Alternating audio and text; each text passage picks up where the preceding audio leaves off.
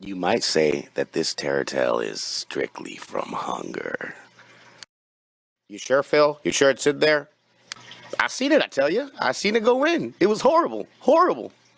Come on, let's go in and get it. No, wait, don't go in there. It won't do any good. Listen to me. The posse stood before the cave entrance, their guns leveled at its yawning black mouth. We gotta get it, Doc, whatever it is. It's killed 10 townsfolk already, stripped them of their flesh. Phil's the first guy what's seen it. That's right, Doc. I followed it. Came from Pete Feely's place. Probably got him, too. I saw it before you did. Phil, a long time before. Huh? Then why didn't you say something, Doc? Why didn't you tip us off? Yeah, you might have saved some lives. Because when I saw it, it wasn't what it is today. You better start talking, Doc, and talking fast. First, do what I say. Then I'll tell you about it. Quick, get a fire, a big one. Soon, a crackling fire danced before the cave entrance. The posse members stood around Doc Chambers, glaring at him angrily. Okay, Doc, there's your fire. Now get on with it. It's getting dark. You say you followed it from Pete Feely's place, eh, Phil? That's right. I was coming across the valley. But did you see Pete? Shucks, no. When the thing came out of his cabin, I hightailed it after it. I knew it must have been what was going around doing all the killing around these parts. Then you didn't see Pete. Have any of you seen Pete Feely since he became a recluse? Why, no. I ain't laid eyes on him. It's been over a year now. Doc, you trying to tell us that thing in there is Pete Feely? Lord, that thing is nothing human. No, that isn't Pete Feely. Well, not actually. You see,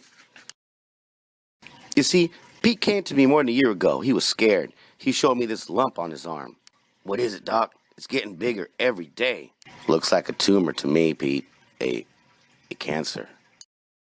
Pete turned white as a ghost. He got real scared. A cancer? Am I gonna die, Doc?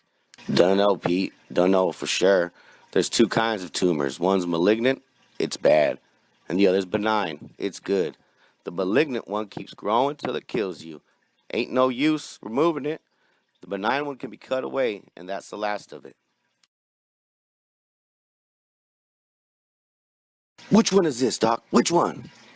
Dunno, Pete. I'll have to take some tests, spinal tap, blood sample. I sent a sample of Pete's blood and a spinal tap to a big lab in Chattanooga, and they told me, I'm sorry, Pete. Won't do no good cutting this thing away. It's malignant. Then I'm gonna die?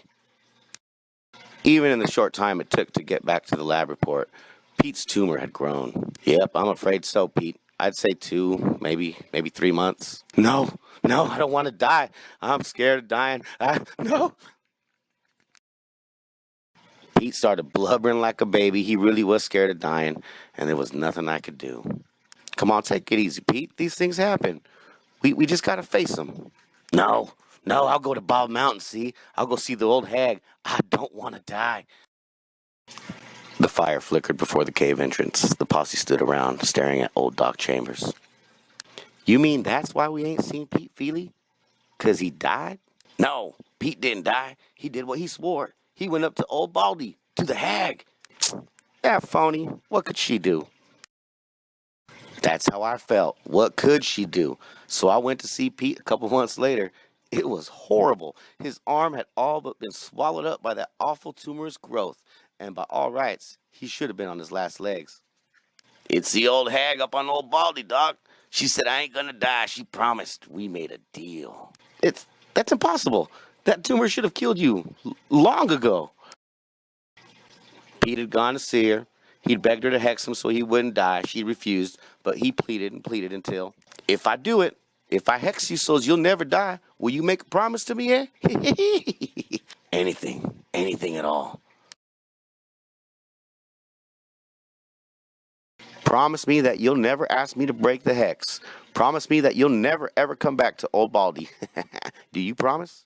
I promise, I swear it. Anything. Only keep me from dying. I'm scared. So the old hag went through her incantations and black arts gibberish.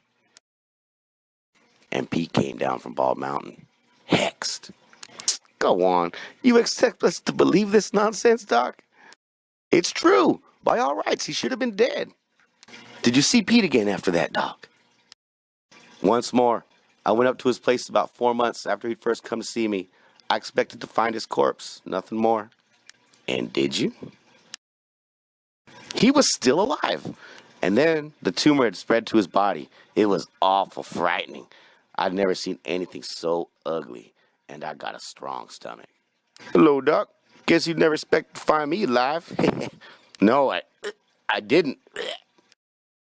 We talked for a while. He complained. The only thing is, I'm hungry all the time. I keep eating like a pig. You need the nourishment. You say that's the last time you saw Pete, Doc? That's right. I went up about a month or two later after that second visit, but he wouldn't let me in. His voice sounded strange.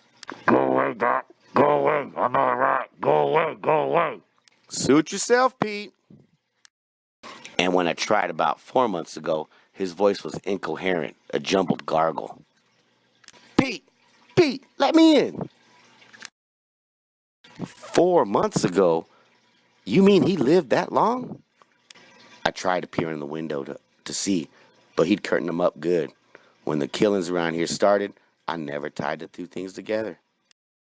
I thought it was some small animal. Nothing else would strip a body of all its flesh, leaving only the bones. That is, nothing except. Well, when Phil said he'd seen the thing come out from Pete Feedy's place, I knew. What is it, Doc? Tell us. You know what a cancer is? It's a growth. It's a bunch of cells gone crazy. They feed on the healthy cells and grow. They keep growing, getting crazier and crazier. And when they've eaten enough healthy cells, that normal person dies. But Pete couldn't die. No. So the growth finished off all his healthy cells, and it needs more healthy cells. So it started after him. Other people's. That thing in there is a living tumor, a mass of cancer cells gone wild. Listen. Oh, it's coming out. All eyes turned towards the cave mouth, toward the sucking, gulping sound.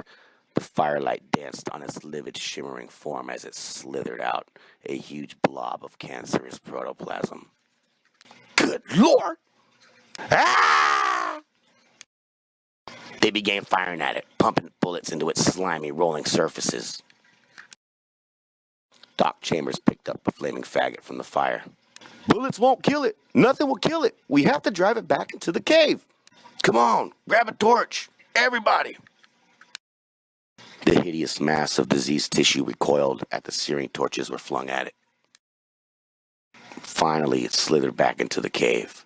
Now what, Doc? We've got to block up the cave entrance. Since we can't kill it, we've got to keep it in prison. Get some dynamite. Dawn found the cave mouth sealed. Just pray nobody ever uncovers this entrance. That's all. It's got to stay in there. Forever. Yep, that's it, fiends. Pete Feedy's cancer growth is still slithering around in that blocked up cave down there in the Great Smokies. Care to go prospecting with me sometime? We might dig up something mighty hungry. And now I'll turn you over to the old witch for her fairy tale. No kidding, this time. Bye now.